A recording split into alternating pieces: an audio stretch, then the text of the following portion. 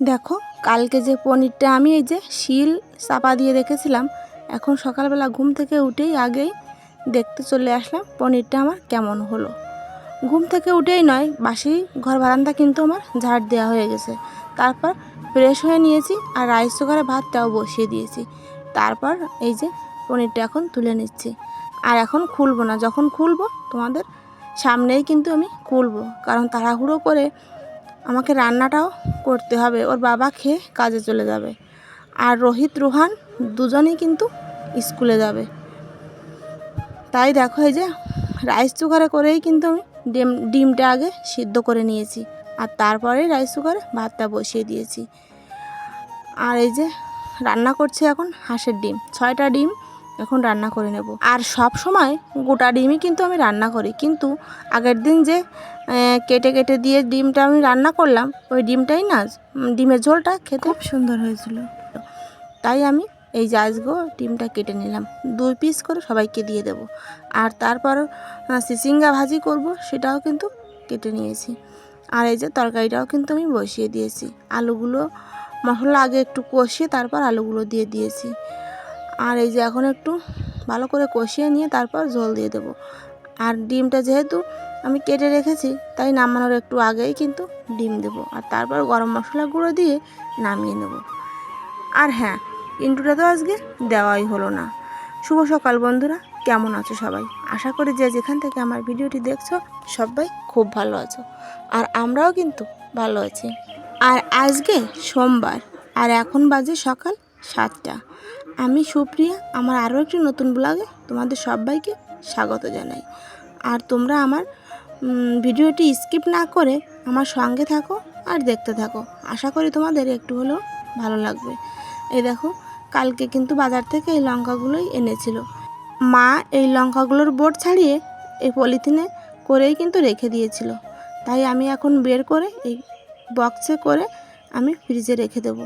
আর এনেছিল উচ্ছে, এই উচ্ছেগুলোও কিন্তু আমি ফ্রিজে রেখে দেব। আর এখন চলো পনিরটা কেমন হলো দেখে নিই।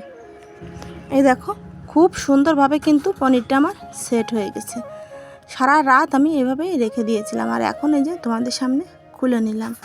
দেখো এই যে, আর এই উপরটা না, এই মানে ন্যাকড়াটার একটা গিট দিয়েছিলাম, সেই গিটটাই এই উপরটা একটু কেমন বসে গেছে আর কি। তারপরে কিন্তু খুব সুন্দরই হয়েছে। আর এই পনিরটা আমি আজকে বিকালেই কিন্তু রান্না করব, আর তোমাদের সাথে তখন শেয়ারও করব। চলো তাহলে এটাও আমি এখন ফ্রিজে রেখে দিই।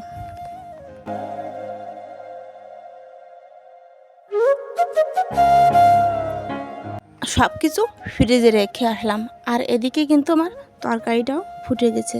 এখন এই যে ভেজে রাখা ডিমগুলো আর কি দিয়ে দেব, আর তারপর একটু গরম মশলা গুঁড়ো দিয়ে তরকারিটাও কিন্তু আমি নামিয়ে নেব। খেতে কিন্তু ভীষণই ভালো হয়েছিল। আর এই ডিমগুলো না একটু এইভাবে কেটে রান্না করলে স্বাদটা একটু অন্যরকমই হয়। আর এইদিকে দেখো, আমি চিচিঙ্গা ভাজিটাও কিন্তু বসিয়ে দিয়েছি, আর এখন তরকারিটাও নামিয়ে নেব। তারপর চলো তোমরা দেখে নাও এই যে তরকারি, আর এই যে চিচিঙ্গা ভাজিটা এখনও নামাইনি। আর আজকে একটু আমি তাড়াহুড়োর ভিতর দিয়েই কাজ করছি, কারণ একটু দেরি হয়ে গেছে, আর ওর বাবা এখন খেয়ে চলে যাবে। তাই ভাতটাও কিন্তু আমি বেড়ে দিয়েছি, আর দিয়ে দিলাম ওষুধ। ও নিজে নিয়ে কিন্তু কখনো ওষুধ খায় না। আর এদিকে ছেলে পাগল করে দিচ্ছে, মা চা করো চা করো। ওর বাবা খেয়ে চলে গেল, তারপর কিন্তু আমি চাটা করে নিয়েছি। আর এখন আমরা সবাই মিলে চা খেয়ে নিচ্ছি। আর রোহান রোহিত ওরা খাটে বসেই চা খাচ্ছে, আর ওরা চা খেয়ে ওখানেই পড়তে বসবে। আর ওদের দেখালাম না, সকালবেলায় দুটো ভাই কিন্তু খালি গায়ে বসে আছে। আর রোহানের কোনো সমস্যা নাই, কিন্তু রোহিত কিন্তু ক্যামেরার সামনে খালি গায়ে আসতে চায় না। চলো তাহলে চাটা খেয়ে নিই।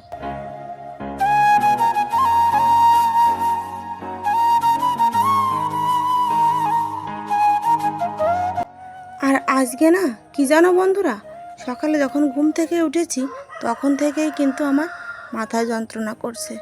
কি করব বলো, ছেলেদের স্কুল থাকে, তারপর ওর বাবাও কাজে চলে যায় সকাল সকাল। কাজগুলো তো আমাকে করতেই হবে, তাই না? আর তারপর একটু আমি আর সুবিধা হচ্ছে এই যে মা ওকে নিয়ে স্কুলে যেতে পারছে, নইলে আমাকেই কিন্তু একবার স্কুল একবার বাড়ি দুটো দিকটাই কিন্তু সামলাতে হতো। আর দেখো আমি এখন ভয়েস দিচ্ছি, এখন না প্রচুর পরিমাণে মুরগিগুলো ডাকাডাকি করছে, তোমরা একটু ম্যানেজ করে নিও।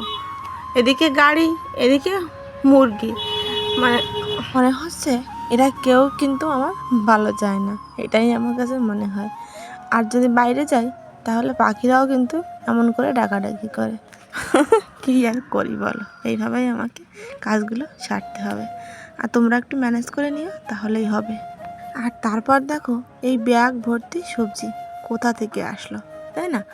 এই ব্যাগ ভর্তি কিন্তু সবজি নিয়ে আমার ননদ আমাদের বাড়িতে এসেছে, আমার ছোটো ননদ আর কি। এই ব্যাগটা নামিয়ে রেখে ও গেছে ডাক্তারের কাছে, তাই আমি ভাবলাম ব্যাগটা আমি এখন বের করে গুছিয়ে রাখি। আর এই যে সবজিগুলো এখন কিন্তু আমি তোমাদের বের করে দেখাবো না, যখন রান্না করব তখনই বের করে দেখাবো। আর এই সবজিগুলো যেমন প্যাকেট করা আছে তেমনভাবেই কিন্তু আমি ফ্রিজে রেখে দেবো। আর ছেলেকে বলছি, বাবা একটা ঝাঁপি আমাকে এনে দে বারবার করে, কিন্তু ঝাঁপিও চিনতে পারছে না, তাইও দাঁড়িয়ে আছে। তারপর যখন এই যে এটা বের করে আনলাম, ও বললো মা এটা তো ঝাঁপি নয়, এটা ঝুড়ি। যাই হোক, তারপর দেখো এই যে অনেক উচ্ছে, বেগুন, তারপর আছে এই যে একটা প্যাকেট খুলছি, এতে কিন্তু মাছ আছে, মাছও নিয়ে এসেছে। তারপর একটা কৌটাতে আছে তাল, আর আছে ধানকনি শাক আর কি। তারপর আছে তেলাকচু শাক, মালঞ্চু শাক, কী দরকার বলো, সব কিছুই আছে। তারপর ঢেঁড়স, চাল কুমড়া, আর চাল কুমড়া তো আমাদের বাড়ি অনেক আছে, দিদি তো জানে না, তাই চাল কুমড়াও নিয়ে চলে এসেছে। কিন্তু কোনো সমস্যা নাই, এখান থেকে কিছু সবজি আমার যাকে দিয়ে দেবো, আর চাল কুমড়োটাও আমার যাকে দিয়ে দেবো। তাহলে চলো এই সবজিগুলো আমি সব গুছিয়ে ফ্রিজে রেখে দিই। আর দেখো এনেছে একটু আচার, আর এনেছে তালের পিঠা। আমার বড় ছেলে না কয়েকদিন যাবত তালের পিঠা খেতে যাচ্ছিলো, কিন্তু আমি আর এখনও করে উঠতে পারিনি, করে দেব, কিন্তু তার আগেই ওর মনা তালের পিঠাগুলো নিয়ে চলে এসেছে। ও কিন্তু ওর পিসিকে মনাই বলে। চলো তোমরা দেখতে থাকো, আমি সব কিছু গুছিয়ে রাখি।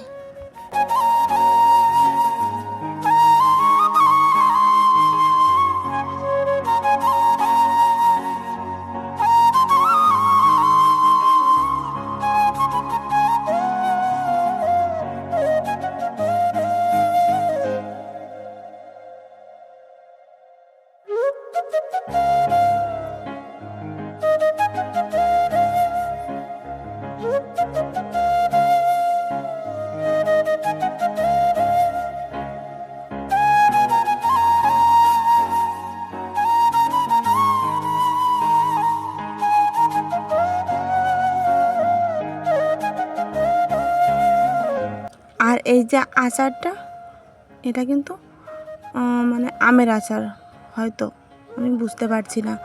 আর ওই পিঠা, আর এই যে মিষ্টিটাও এখন ঢেলে আমি বক্সে করে রেখে দেবো ফ্রিজে।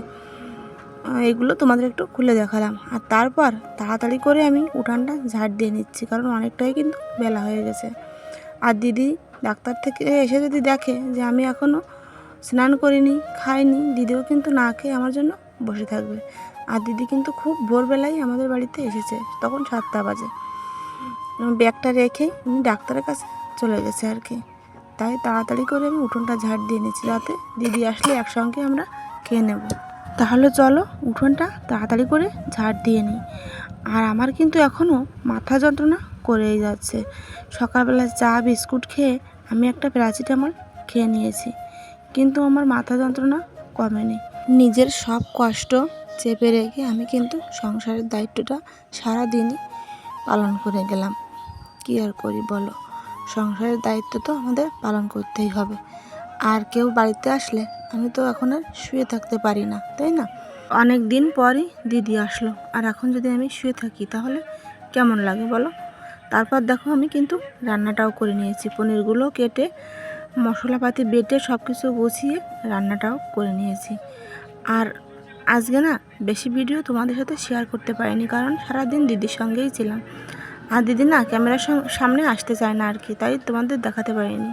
আর এই যে মাছের ঝোল আর করেছি শাপলা ভাজি, ভাজিটা এখনও চুলোর উপর থেকে নামায়নি। আর এই যে মাছগুলো এগুলো আমি ফ্রিজে রেখে দেবো। ভিডিওটা এখানেই শেষ করছি।